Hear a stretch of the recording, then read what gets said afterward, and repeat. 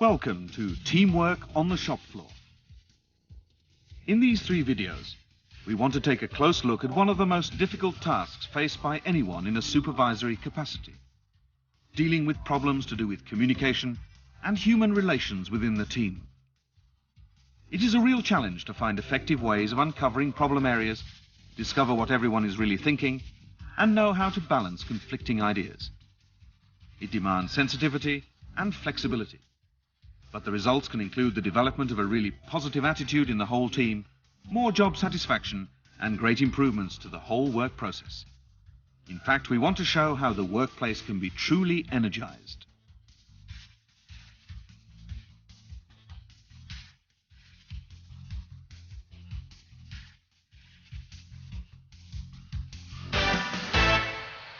In Volume 1, we would like to present a short drama showing how problem areas are defined in an imaginary factory. As you watch, see if you can define the problem areas they have to deal with, and think about ways in which their section resembles yours. Notice too the different techniques they try for improving problem-solving skills and general teamwork. So, what's the problem? Hey, you two. What's up? Oh, Mr. Suzuki. So, Kato, what's the problem? First, let's introduce the main characters. Kiyoshi Suzuki, the recently appointed manager of Section 1 of the production department, enthusiastic but beset with problems. Hiroshi Takei, the experienced manager of Section 2 of the production department, the person best equipped to give advice on shop floor problems. Taro Yoshida, one of the foremen in Kiyoshi Suzuki's section, a strong group leader who feels he does his work well. And Jiro Kato, foreman, Section 1 production department, an eager group leader, but not enjoying his work right now.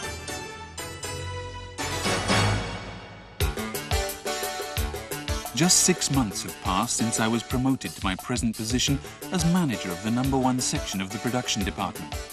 Up to then, I had been working as an assistant manager in the technical department, and I was very happy to be promoted. At first, I was enthusiastic about the new job, but gradually I began to get the feeling that actually things in my section were not going as well as they should be. I decided to ask the advice of Hiroshi Takei, who was much more experienced than me as a section manager. Oh, Suzuki. You don't look very happy. Oh, Takei, morning. Something wrong? What's happened? Well, I've been worrying about various things. What kind of things? Well, for example, a few days ago. Hey, Kato, look at this. You're giving us a lot of trouble sending on bad parts. Can't you check things better? That's the 2nd time this week. What's wrong with your group? What do you mean? We've got our problems here too. We're having trouble meeting the deadlines. Think of our position as well, can't you? Tell Suzuki he's the manager. Anyway, don't send us any more. Okay?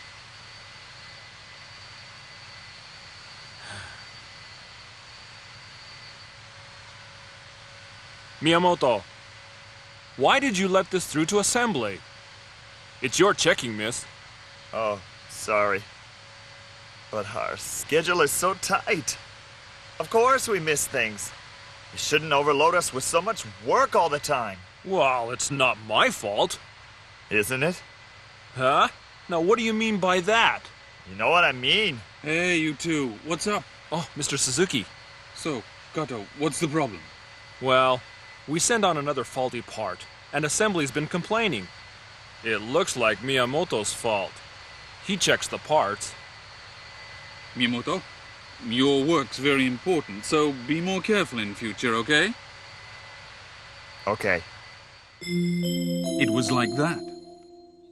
This kind of trouble has cropped up before, and I thought maybe there was a lack of training or technical skill somewhere. But I checked everyone. Then I thought maybe it was a quality control problem, so Kato's been checking all operations very strictly, but it seems to have had no effect. I see. Perhaps there's some other reason. Well, I don't know if there's any direct connection, but actually the atmosphere in this section is not very good. Recently there's a real lack of trust, not only between the foreman and the staff, but even between the workers. Have you done anything about it? Of course. I thought it was an attitude problem on the line, so I did my best to talk to everyone. And I've been holding a meeting every month to explain the meaning and importance of the job. And what's been the result? Unfortunately, nothing's changed. Well, there's nothing wrong with what you've been doing. It's all fine in theory. But in my section, actually, I don't do any of those things. And everything is going fine. So, Take, what's your secret? Well, I encourage the staff to control the workplace themselves. I, too, used to think that the only form of management was top-down management. But my thinking was changed by the notion of self-supervision. How do you mean? Well, I discovered that you don't have to control each person. They can control themselves if they know what they're doing. That means we manage by consulting the staff and getting everyone involved in the problem solving. Well, at first, I really thought it was just an excuse for the boss not to do much work. But actually, the results we had were really impressive. You know, I think I'd like to give it a go. Where do I start? First, you want to know everyone's real opinions about problems they have at the workplace. Then, you discuss them and work out the best way to solve their problems as a team. Yes, but with the present atmosphere, I really don't think anyone will want to say what they're actually feeling. Maybe not. So, before the meeting, why not get their basic opinions by handing out a questionnaire? A questionnaire? Yes. To check the general workplace situation, you need a questionnaire like this. I hand out this questionnaire to my section at least once a year. Just ask them to fill it in, analyze the data, and you'll get a pretty good idea about the team's awareness of problems. So the discussion's based on that, right? That's right.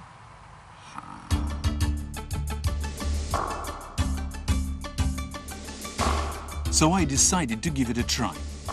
I gave out a questionnaire to all my staff, including the foreman, and then checked all the data. I immediately realized that there was a big gap between the way the foreman and the workers perceived problems.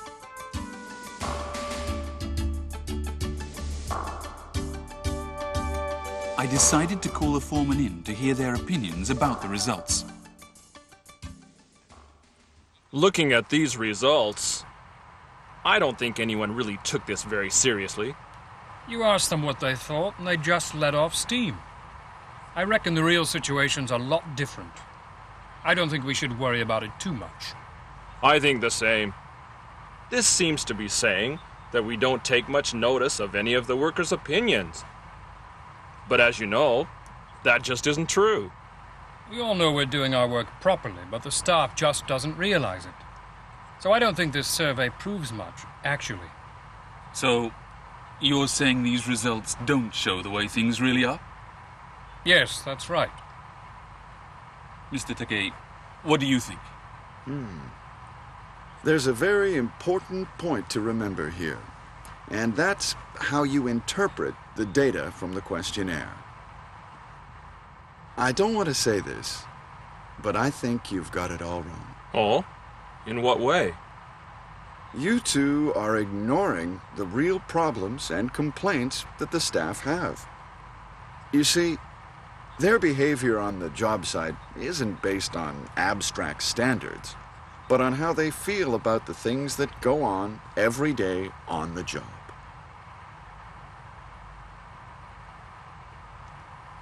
And one more thing to remember is that although this data is often used just to show the present situation, it should really be used as a base to improve the whole workplace generally and change the attitude of the whole team.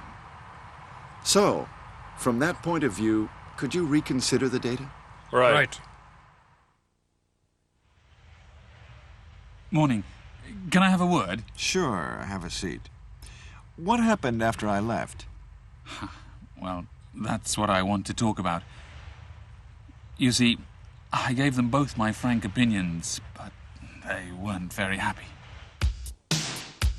If this is what they're really thinking, I'm very disappointed. They seem to expect us to be mind readers. I'm always asking the staff to say just what they think, and they'll only do it on paper. I don't like that. I think the same.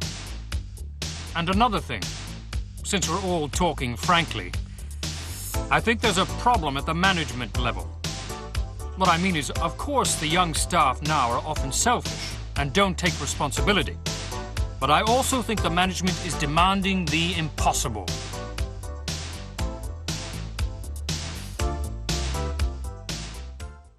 From my point of view, the way the foremen deal with the staff is the problem. I want to find out what they can really do. And so? Well, I want to work on the foreman's professional skills.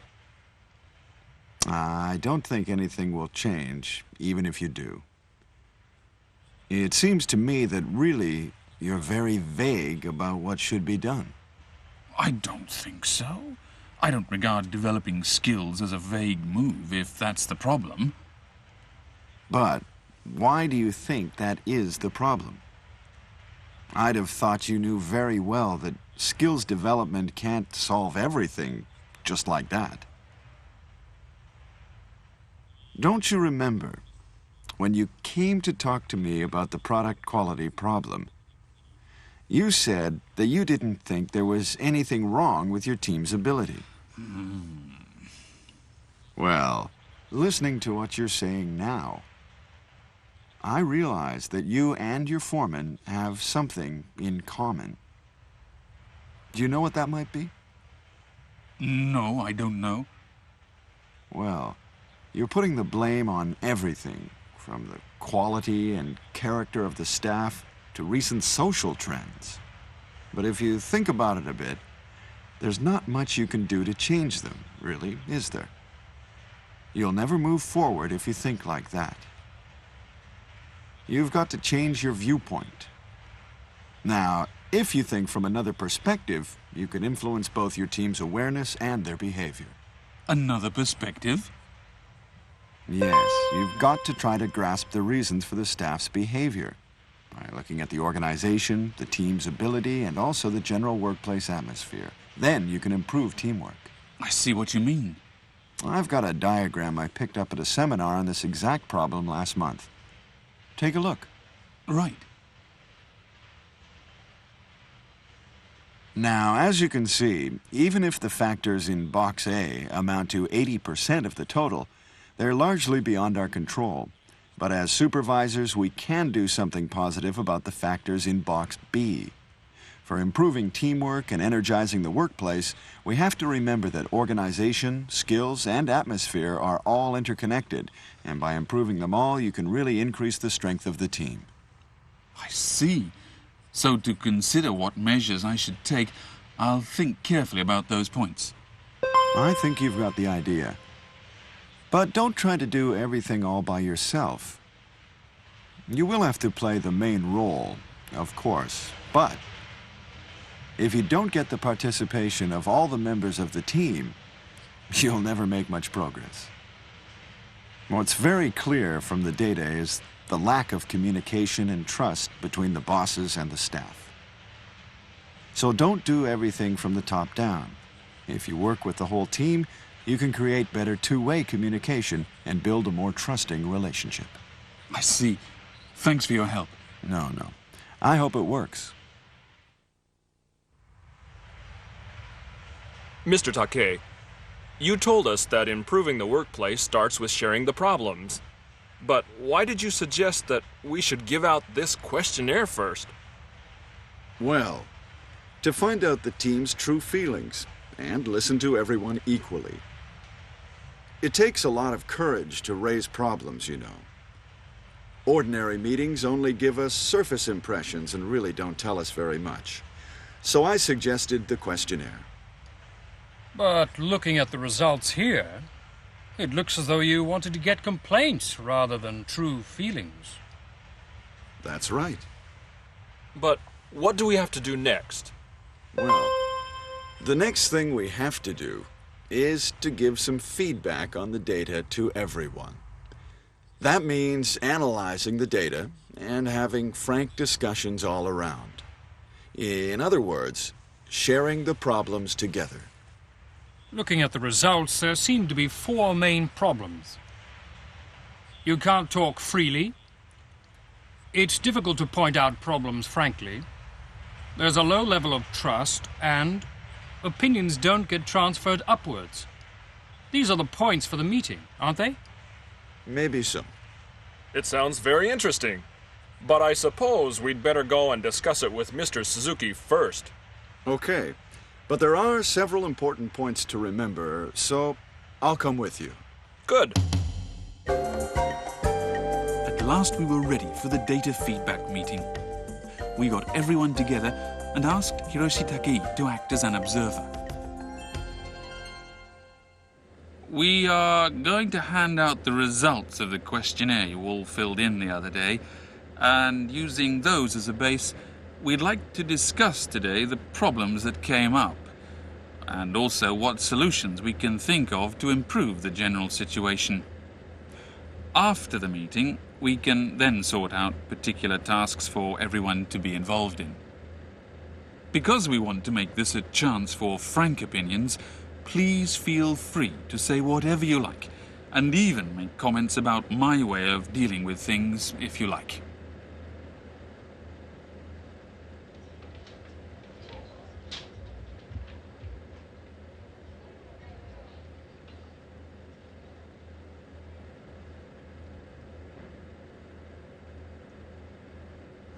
This is exactly as we thought. Looks like everyone's more or less got the same ideas.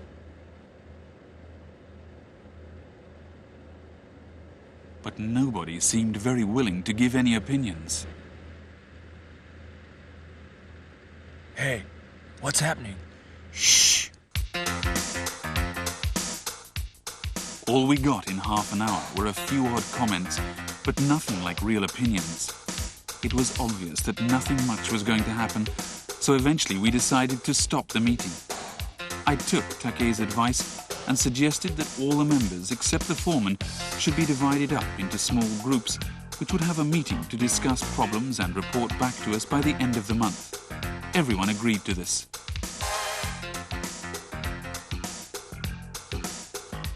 After the meeting, I had a post-mortem session with Takei, Kato and Yoshida.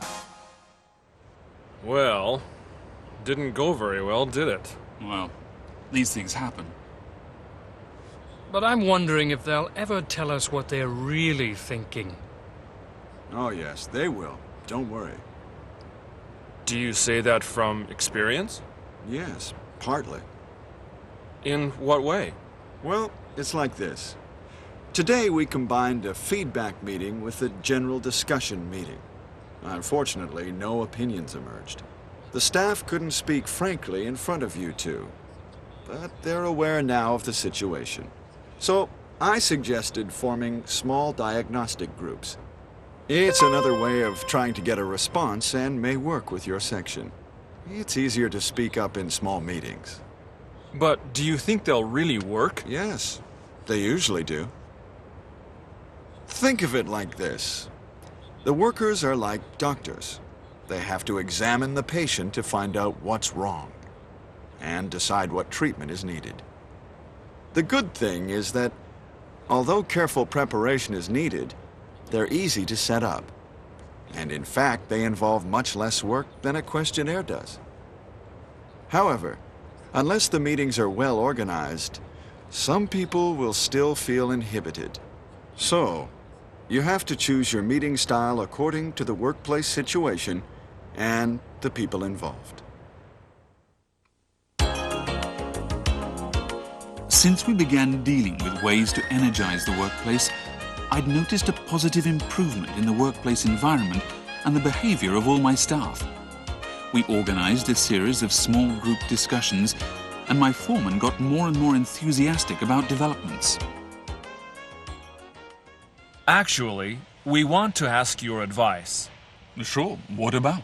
Well, as you know, the problems we've rooted out are lack of chance for discussion and an atmosphere that doesn't encourage frank opinions. We wondered about holding regular 15-minute meetings in small groups, every day if necessary. Uh-huh. We've already got the groups for the diagnostic sessions, so if we could regularly collect opinions, we reckon it would help to close the communication gap between workers and bosses. That's a good idea. Let's try it. We could start from tomorrow. You'd better tell Mr. Takei about it as well and get his advice. Right. Well, good luck with it.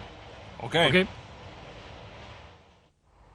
That's the idea, and we'd like to start right away. Looks like things are picking up then, eh? Yes. Even after we finished the feedback, some groups continued to meet. Ah, great. I think you and Mr. Suzuki have been doing a really good job. Well, I think everybody was glad of a chance to change things, actually. Well, you're probably right. By the way, besides setting up these regular discussion meetings, there is, in fact, another technique for sustaining momentum you might want to try. Oh, what's that? It's what we call request and response sessions. Oh? What does that mean? Basically, it's a way to improve general relationships by everyone making requests to the other members of the team. Then individuals have to decide which requests they can realistically respond to and announce their intentions. Well, among the problems, several were to do with human relations, so we should try it. We'll talk to Mr. Suzuki, and then we'll get it all prepared. Well, I hope it goes well.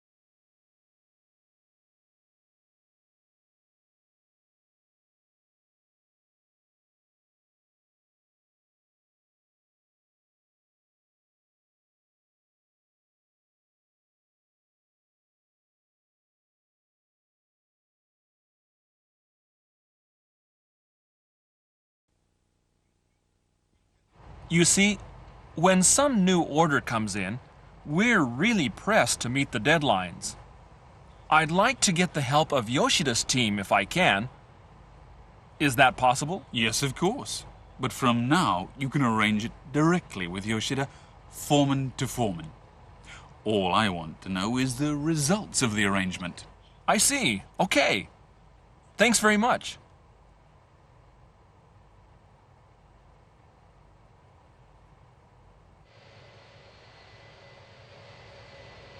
Oh, Mr. Kato, Yes, what is it?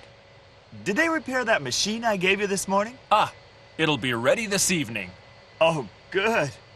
By the way, we're thinking of having a discussion soon on quality problems. We'd like you to be there if you can. Oh, good. Of course I will. Oh, thank you. Anyway, how are things going? Well, we defined our problems and started solving them. Everyone's attitude had become more positive, and the number of faulty parts had dropped by more than 50%. At last, we seemed to be getting somewhere. I just hope we can sustain the momentum.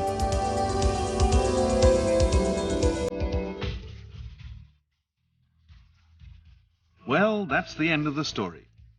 But it's really only the beginning.